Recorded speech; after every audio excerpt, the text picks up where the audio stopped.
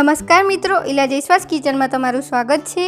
આજે આપણે બનાવીશું સરસ મજાના સોજી અને બટાકાના ઢોકળા। આ ઢોકળા ખાવામાં એકદમ ટેસ્ટી હોય છે। તો ચાલો ઢોકળા બનાવવાનું શરૂ કરીએ। તો સૌથી પહેલાં આપણે ગ્રાઇન્ડિંગ જારમાં મોટું સમારેલું બટાકું નાખીશું। તેમાં એક નાનું ચોપ કરેલું ટામેટું નાખીશું। 1 ઇંચ આદુના ટુકડા નાખીશું। 2 ચોપ કરેલા લીલા મરચાં નાખીશું। અડધું લીંબુ નીચોવીશું।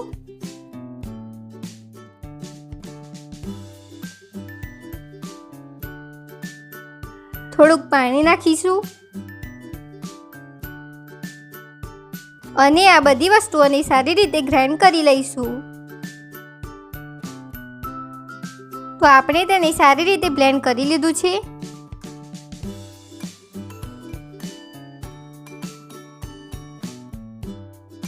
હવે તેને આપણે એક બાઉલમાં કાઢી લઈશું।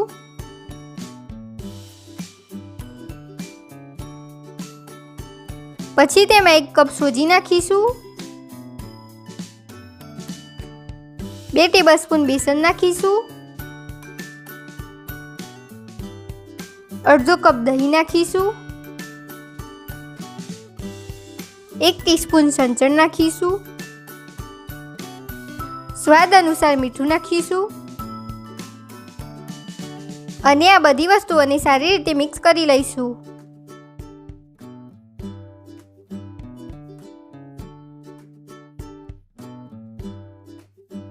તો આપણે બધી જ વસ્તુઓને સારી રીતે મિક્સ કરી લીધી છે। મિશ્રણને થોડું પતલું કરવા તેમાં થોડું પાણી નાખીશું। યાદ રહે, ખીરું બહુ પતલું ન થઈ જાય। ખીરાને આપણે મીડિયમ કન્સિસ્ટન્સીમાં રાખવાનું છે, ના બહુ જાડું કે ના બહુ પતલું।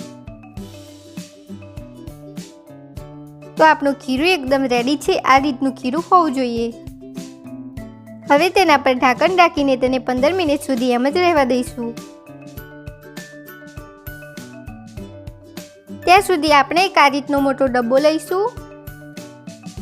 તેને સારી રીતે તેલ વડે ગ્રીસ કરી લઈશું।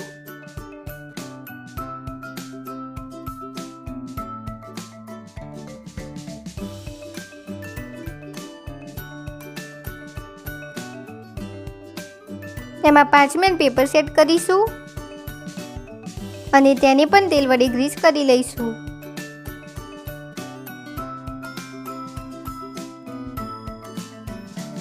તો આપણે તેને પણ સારી રીતે ગ્રીસ કરી લીધું છે।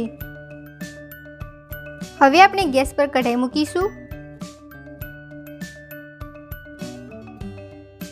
તેમાં આ રીતનું એક સ્ટેન્ડ મૂકીશું જેના પર ડબ્બો રહી શકે। હવે તેમાં 2 કપ જેટલું પાણી નાખીશું। એકદમ સ્ટીમર જેવું સેટઅપ તૈયાર કરવાનું છે। જો તમારી પાસે સ્ટીમ કુકર હોય તો તેનો પણ ઉપયોગ કરી શકો છો। હવે આપણે પાણીને ઉકળવા દઈશું। 15 થી 20 મિનિટ પછી ખીરાનું ઢાંકણ હટાવીશું। હવે આપણે તેમાં ઈનો કે બેકિંગ સોડા એડ કરવાનો છે। તો અહીં મેં 1 ટીસ્પૂન ઈનો એડ કર્યો છે। તેને હળવા હાથે મિક્સ કરી લઈશું।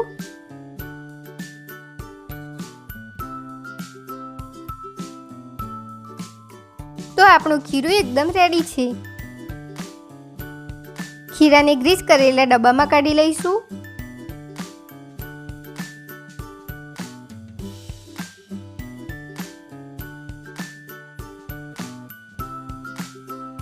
આ રીતે તેને સેટ કરીશું।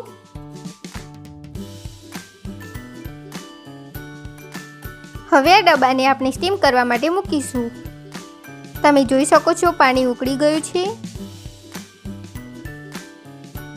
હવે આ કઢાઈ ઉપર આપણે ઢાંકણ ઢાંકી દઈશું અને 15 થી 20 મિનિટ સુધી તેને સ્ટીમ થવા દઈશું।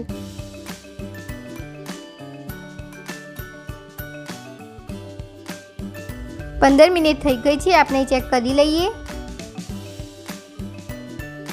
આ રીતે ચક્કા વડે આપણે ચેક કરીશું। તેને હજુ 5 મિનિટ માટે સ્ટીમ કરીશું। જો કઢાઈમાંથી પાણી ઓછું થઈ જાય તો તમે વચ્ચે વચ્ચે એડ કરી શકો છો। તો 5 મિનિટ થઈ ગઈ છે. હવે આપણે ફરીથી ચેક કરીશું. તો તે એકદમ સારી રીતે સ્ટીમ થઈ ગયું છે.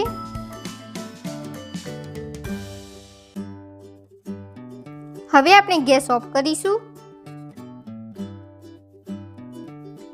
આ ડબ્બાને આપણે બહાર કાઢી લઈએ.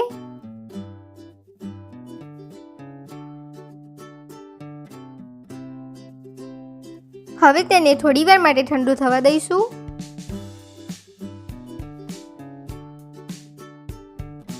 તો ડબ્બો એકદમ ઠંડો થઈ ગયો છે. હવે તેમાંથી ઢોકળાને અનમોલ્ડ કરી લઈશું. તો આ રીતે પહેલા સાઈડથી અનમોલ્ડ કરીશું.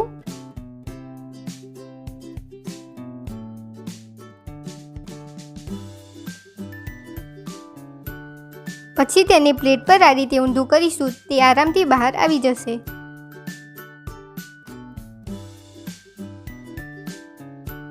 તેના ઉપરથી પાર્ચમેન્ટ પેપર પણ હટાવી લઈશું.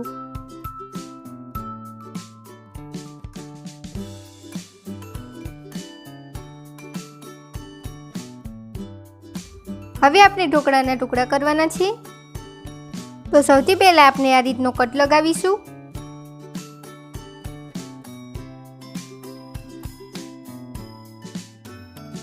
પછી તેમાંથી આ રીતનો ઊભો ટુકડો કાપીશું.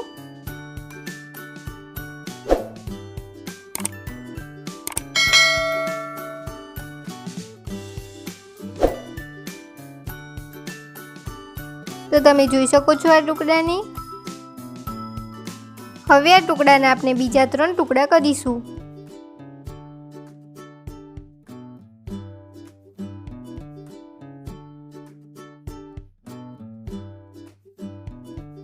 આ રીતે આપણે બધા જ ટુકડા તૈયાર કરીશું.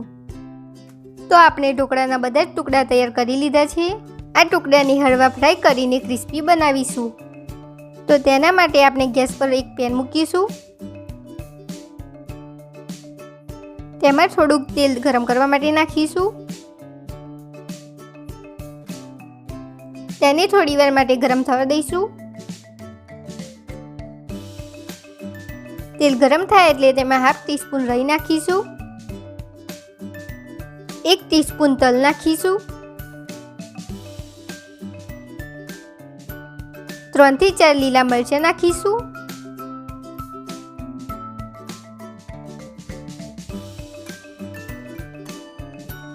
તેને થોડુંક ફેલાવી દઈશું.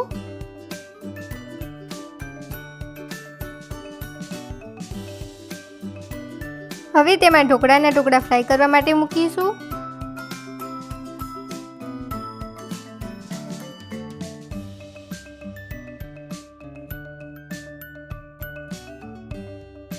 તેને એક સાઈડથી થોડી વાર માટે ફ્રાય થવા દઈશું.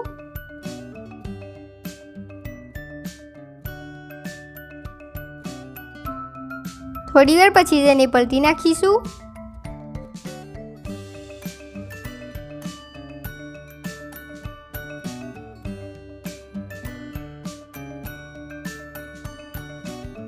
બીજી બાજુ પણ તેને થોડી વાર માટે ફ્રાય થવા દઈશું.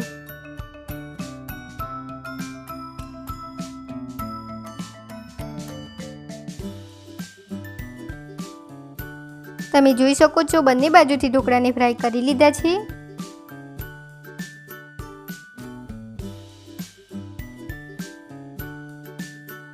હવે આ ઢોકળાને આપણે પ્લેટમાં કાઢી લઈએ.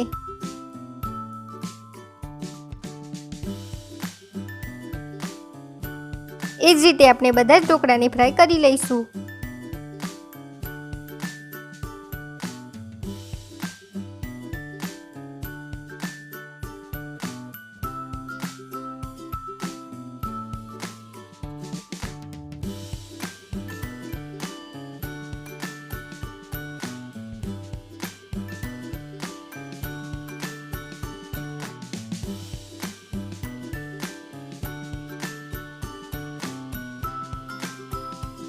તો આપણા સરસ મજાના બટાકા અને સોજીના ઢોકળા સર્વ કરવા માટે તૈયાર છે.